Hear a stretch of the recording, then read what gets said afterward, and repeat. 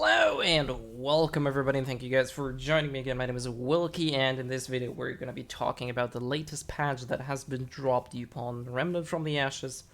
And right off the bat, the biggest, I think, update with this current patch is the introduction of Adventure Mode, and you can see that currently on my screen. Adventure Mode is now available. Adventure Mode can be accessed from the World Stone under World Settings in Ward 13. So it's pretty self-explanatory where to get it. And you may have one campaign and one adventure mode active at the time. Use world settings, blah blah blah blah. So this is a quick introduction. We go to world settings, and now we have a adventure mode. Right now, since I haven't done that before, it's kind of new. Obviously, makes sense. And let's just do one to see how that one looks. And I can choose whatever I want, with the exception of courses. I don't exactly know why courses is not included. I suspect it might be because it's a completely optional area, or maybe there was some issue, not sure, but you can reset ROM, you can reset Yeisha, and you can reset Earth. So you can pretty much get a lot of the game's rare encounters, or if you hadn't had any luck, especially in Yeisha, for example, because it would take quite a bit of time to actually re-roll the whole campaign and go here, so... they said something that it will probably be looking different from campaign modes, but really I'm just gonna do Earth.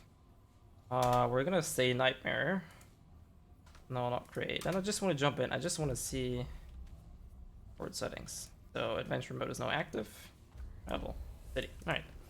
So we get like a completely new set of dungeons, maps, and everything. So more or different boss encounters could potentially happen. Obviously, we can run into the same ones, but it makes resetting, farming specific items, weapons a lot easier. And straight off the bat, this looks a little bit different, but I don't think, whoops, there's gonna be much of a difference here.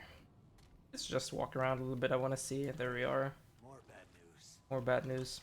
Pretty familiar environments here. So I think this is definitely the biggest addition in this patch, and this should greatly help to increase the farm speed. Resetting certain encounters, or if you want to get specific gear, this is definitely a very nice addition. Although you gotta admit that this doesn't really add new content, it just allows you to recycle, or kind of gives you the opportunity to reset specific dungeons much more easily, which I very much like, because there are a bunch of items I don't have yet. And honestly, I was not really feeling like re-rolling the whole freaking campaign over and over again to get everything I want, but this one will definitely make it a lot easier. So the next thing I want to talk about is, I'll do this as a live commentary again. We're going to be going back to Ward 13, and boy, have my words been heard. And you'll see just in a second what I mean here. That I complained about that very early in the game. I don't really complain about it all that much anymore, because I have a lot of stamina and movement speed, but look at the bottom right, you don't lose stamina when in Ward 13. Like, oh boy, was this annoying, especially when you start out the game fresh. You cannot really run a lot because your stamina consumption is high, you don't have a lot of stamina, you don't have movement speed. It's just a pain in the butt, really. So definitely a very welcome addition, along with a bunch of other quality of life additions. I won't go over all of them, I'm just gonna mention or pretty much pinpoint what I think is very great. So in terms of enemies, I'll just go through the list here.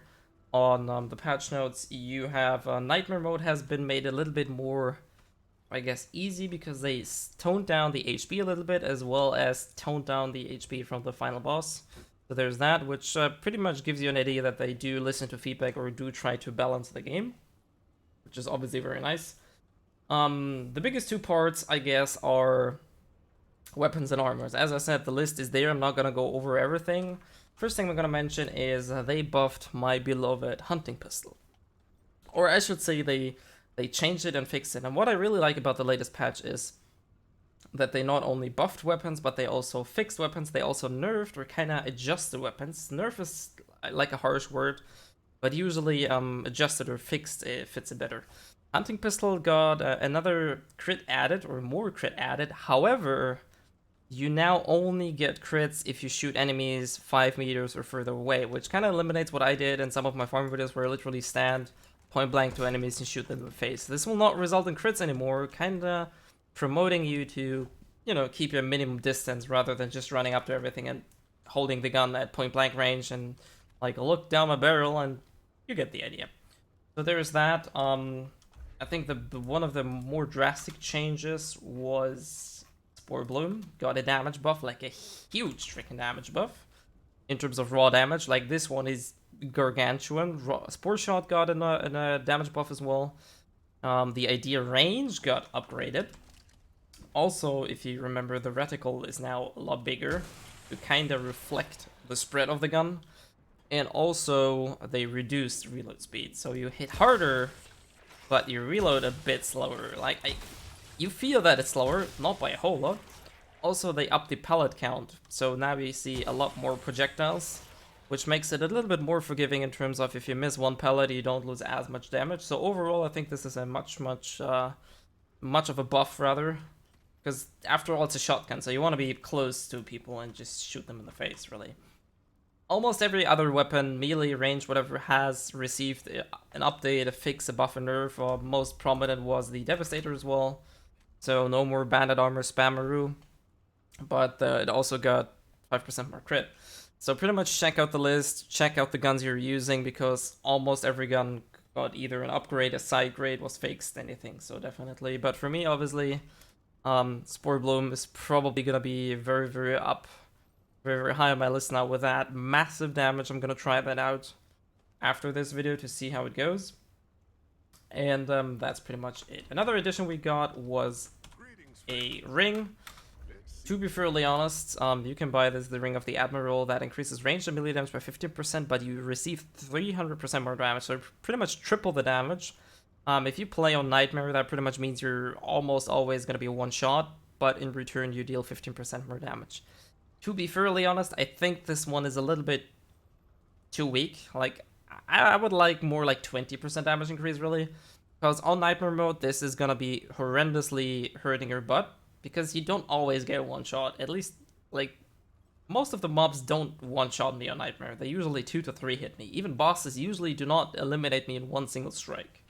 With that ring, you're pretty much guaranteed to be a one-hit KO no matter what hits you. Even if some puny ad just uses ranged attack, you're probably gonna die with that ring on. And I think 15% damage increase is a little bit too low in terms of risk versus reward. But that's really just my sense. It's a nice thing that they added it, because if you play on normal or hard mode, this will make your runs a lot easier. I mean, 50% flat damage will definitely help, so it's not like it's nothing. But I think the bonus is a little bit too weak compared to the risk you're taking. But everybody can choose to use the ring. You can buy it from Reggie, and it costs 2 scrap, so really, there it is. The other biggest change, or probably the last biggest thing I want to talk about, is that we get, or they kind of changed armor sets overall, similar to what they did to guns, but or rather even more extreme. They tweaked and added different types of bonuses, adjusted armor, so they did not only buff and nerf some armors, but they also added different set bonuses. For example, the armor set bonus from my beloved Slayer set is now still the same, 35% damage. But in addition, reloading increases, blah blah blah blah, reload speed is increased by 10%. So armor sets now also have different bonuses. And what I'm gonna be interested the most, really, is probably the Akari set now. Because I think before that, it was only suitable for certain builds, if you ask me. But now, if you look at the opportunities, perfect dodging, I don't exactly know what perfect dodging means, I have to try that one out. Increases movement, firing, melee, reload, and evade speed for 7 seconds, and increases crit chance by 15%. So you get a heavy boost of 20% on pretty much every movement aspect of the game. Movement, firing, or anything that has something to do with speed. Or by 20%, which is quite heavy. And you get an increased crit chance by 15%. That's a massive boost, I think, to the set. So this is definitely something I'll be trying out in the future. And last but not least, I don't actually know... Was it the Osseo set? I think that was the other one that I was looking about. That this one was prior to that, you only got 5% damage if I'm not mistaken. But really, every or almost every set got some kind of tweak, buff, change. I highly recommend check out the patch notes. As I said, link in the description. Check the armors you're using, check the armors you used. Same goes for guns, because the game has changed quite a bit latest patch, especially in terms of armor. I think Radiant had a different set too. Or was it Radiant?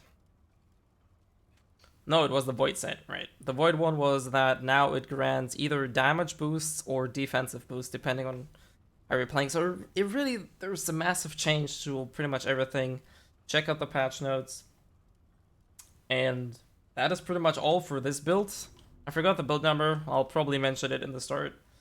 Other than that, this is Wilkie signing out, and I hope to see you maybe in more Remnant from the Ashes video, maybe in some co-op. I'll be going out, using my Spore Bloom, and trying out what this thing has now to offer. So, have a good one, and see ya.